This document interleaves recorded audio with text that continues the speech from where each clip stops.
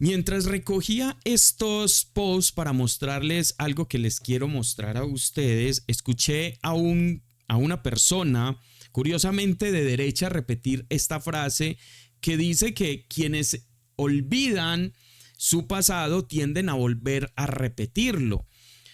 Y es muy curioso que esto venga precisamente de una persona de derecha, claro, porque es que ellos vienen aquí a darnos a nosotros clases de historia, porque para ellos el país comenzó hace 4 años. Para nosotros comenzó hace muchísimo tiempo atrás. Ellos creen que a nosotros se nos olvidó que hace más de 200 años esta gente viene gobernando y haciendo leyes a favor de los mismos de siempre y que nosotros vamos a recordar solamente los últimos 4 años del país, como si todos anheláramos volver a lo mismo que teníamos antes. Es muy curioso este tipo de cosas.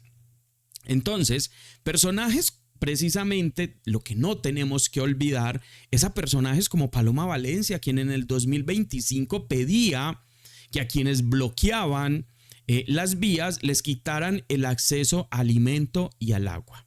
Esto refiriéndose, claro, a los indígenas, pero ahora la señora se disfraza de pueblo y dice que ella está a favor del pueblo. Es más, por ahí escuché que ella decía en un medio de comunicación que va a conquistar los votos de la izquierda. No sé cómo va a ser la señora esto, pero no es indiferencia, esto es la esencia de ellos. Ellos no pueden negarse a sí mismos. Por eso cuando a ella le preguntaron que ella qué pensaba del genocidio en Gaza, que si ella creía que había un genocidio en la franja de Gaza, pues la señora inmediatamente dijo que no.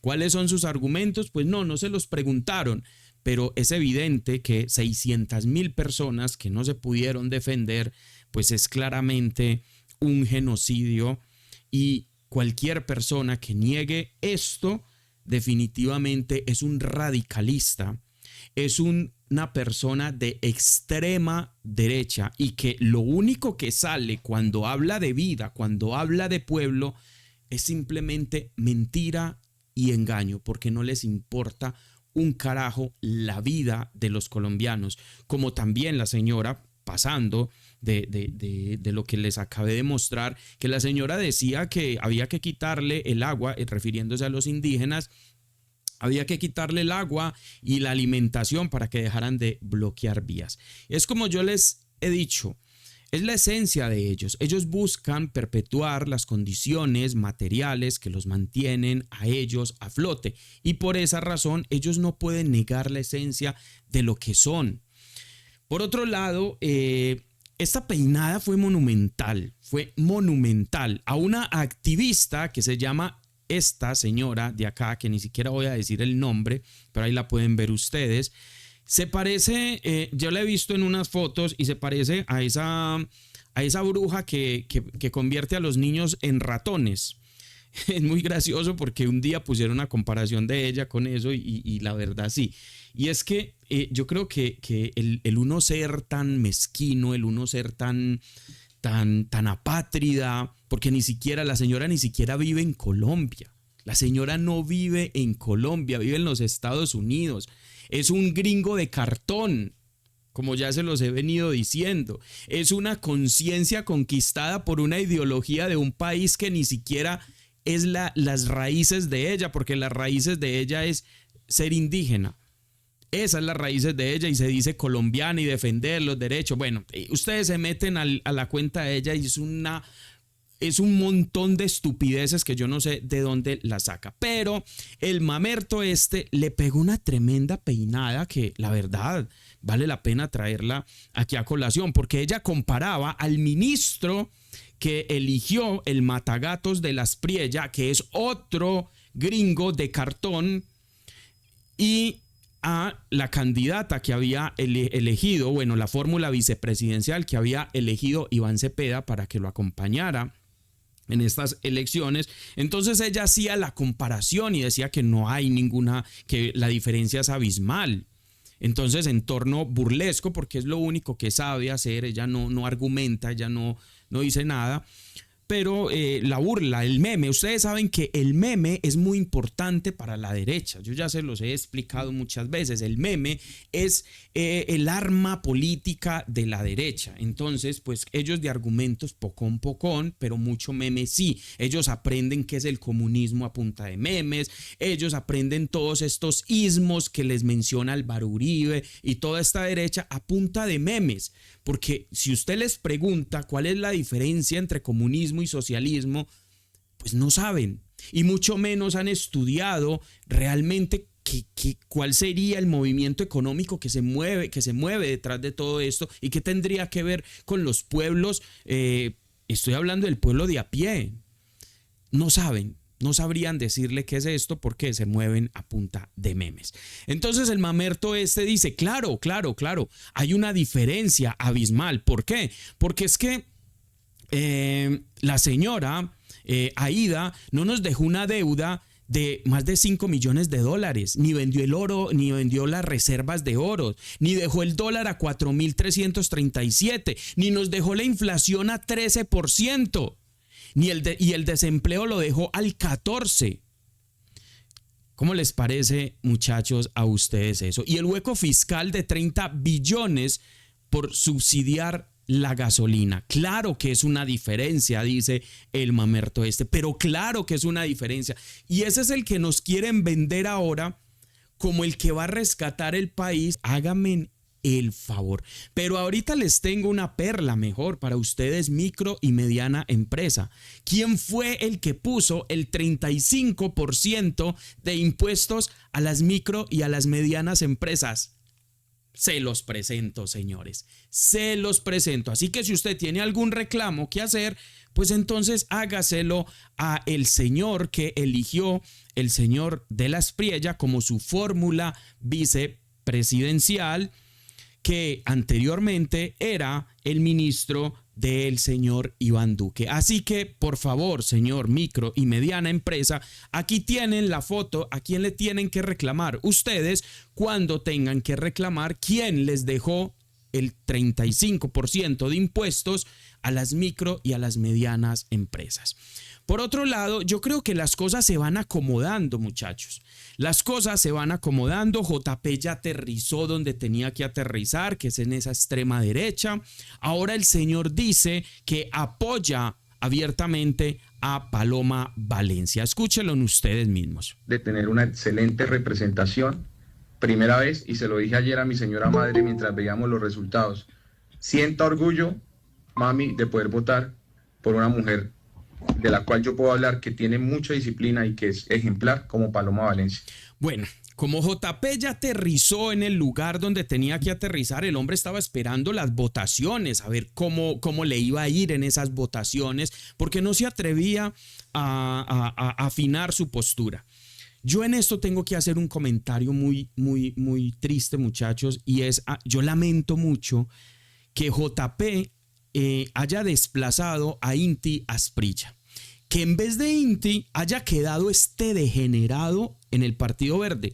Ustedes saben lo que yo pienso del centro, pero pienso que Inti, como ya lo he resaltado, algunos del Partido Verde se dieron la pela por las reformas sociales, se dieron la pela y tenemos que resaltarlo.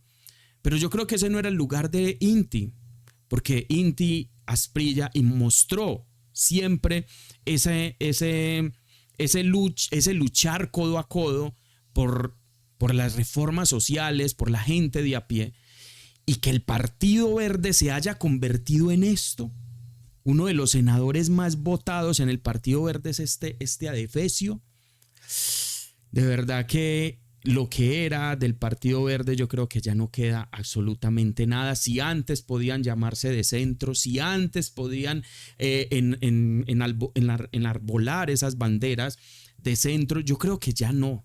Yo creo que esto ya es simplemente un partido de extrema derecha más. Ya JP, entonces, como les digo, aterrizó donde tenía que aterrizar. Pero escuchen bien al señor que eligió de la Espriella para que representara los intereses del pueblo colombiano. Escuchen ustedes. Yo iba a decir que si Fenalco no lo pedía, yo sí le pedía al Consejo de Estado que ojalá aplique una medida cautelar para frenar la aplicación de ese decreto. Y lo Porque puede hacer. creo- Importante. Eso es muy importante, doctor Restrepo. Usted sí de frente le pide al Consejo de Estado No, que yo sí lo suspenda pido, el aumento. Mire, y lo pido como académico, ni siquiera como persona que ha trabajado en el mundo de la política pública. Lo pido como académico porque me parece que esta medida es una medida que puede ser muy desafortunada para la economía colombiana, en empleo, en informalidad, en inflación, en empobrecimiento de los colombianos, en destrucción de la capacidad de crecimiento y de atracción de inversión del país. Por donde lo mire, tiene efectos negativos. Y creo que el Bueno, señores, en fin, este es el señor José Manuel Restrepo, candidato no, la fórmula vicepresidencial de El Matagatos, quien abiertamente decía que la suba del salario que había decretado el gobierno de Gustavo Petro era un mal para el país y que pues cómo se le ocurría haber hecho eso. ¿Cómo se les ocurría? Ahí tienen ustedes, muchachos, pero ahora dicen que van a defender el pueblo colombiano. Por otro lado, escuchen ustedes esta perla, querido amigo de micro y mediana empresa. Escuchen esta perla para que vayan por favor a hacer los reclamos a precisamente los gobiernos que ustedes han querido elegir y quieren volver a elegir porque supuestamente dicen ustedes que este gobierno destruyó la micro y la mediana empresa. Subió la tarifa de renta a las empresas al 35% sin tener en cuenta las pymes. O sea, el que le clavó a las pymes 35% de impuesto de renta hoy en Colombia, todavía vigente en el gobierno de Petro, se llama el doctor José Manuel Restrepo Bondano. Ahí tienen. Ahí tienen, por favor no se les olvide quién fue el que les clavó el 35% a las MIPYMES. Sí, señor, ahora está con el Matagatos, este mismo señor que antes era ministro del señor Iván Duque. Yo creo que este señor Oviedo, que se presenta como que él está a favor del pueblo, sí, gordo, estamos a favor del pueblo y todo, bueno, su habladito que no tiene nada que ver con su condición, la verdad, la respeto, pero ese habladito, pues, la verdad es muy gracioso. Y el hombre, yo sé que va a aterrizar donde tiene que aterrizar, que es la extrema derecha, aunque se vendan de pueblo. Es que yo creo que la estrategia de la derecha, ahora que Paloma Valencia dice que va a conquistar los votos de la izquierda, la estrategia de ellos es disfrazarse de pueblo, pero esto no es nuevo, porque es que si nosotros hablamos, por ejemplo, del partido nazi, hablamos del partido socialista de nazi, porque los nazis, su partido era un partido socialista, así se llamaba el partido de Adolfo Hitler, porque ellos tenían que conquistar los votos y aparte los votos no, las conciencias y la credulidad del pueblo de Alemania en ese entonces. Querría decir que enarbolaba las banderas socialistas del entonces, la Unión Soviética. No, era muy diferente. El socialismo de Adolfo Hitler es más o menos el socialismo del que hablan los candidatos de la extrema derecha de Colombia. No se confunda con eso, porque aunque se llame y se vistan de socialistas, no lo son, porque en el fondo ellos defienden solamente un ideal y es mantener la estructura que está diseñada para mantener las cosas como están. Ellos no piensan remover absolutamente nada de eso. Entonces el señor Oviedo, pues claro, va a aterrizar donde debe de aterrizar. Vamos a anunciar es que la gran consulta por Colombia como coalición con la candidata Paloma Valencia va a ser el anuncio de la fórmula vicepresidencial el día de mañana. En ese momento tuvimos una excelente conversación. Todavía no sabemos dónde va a aterrizar, pero este señor, que no nos lo vendan como una persona progresista de izquierdas, porque no lo es. Este señor no lo es. Tenga algunas ideas, que haya soltado algunos datos no datos menores, que hayan tenido que reconocer que el país no le va mal, porque eso fue lo que este señor dijo, que el país no podían decir y seguir vendiendo la idea de que el país iba mal, porque ya nadie les estaba comprando esa idea, mucho menos les estaban comprando la idea del socialismo, el castrochavismo y el comunismo. Ya no se las estaban comprando. Entonces, ¿qué es lo que tienen que hacer ellos? Ahora lo que tienen que hacer es disfrazarse de pueblo. Ahora llamarse sociales, llamarse que les duele la economía del colombiano. Fíjense en ustedes que cuando comenzaron las campañas, cuando comenzó las elecciones para Congreso, las elecciones legislativas,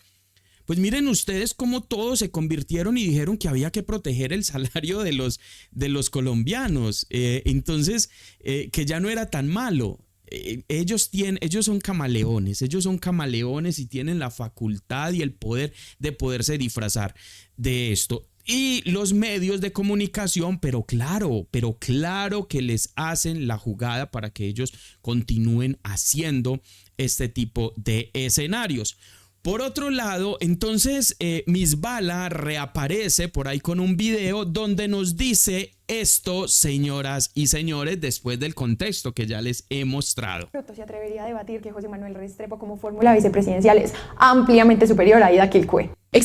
Hágame el favor. El señor José Manuel es ampliamente más grande que Aida Quilcue. Yo ya les mostré cuál es la historia de este señor, el candidato no, la fórmula vicepresidencial de el señor Matagatos. Entonces la señora se atreve a darnos clases de historia también. Hágame el favor.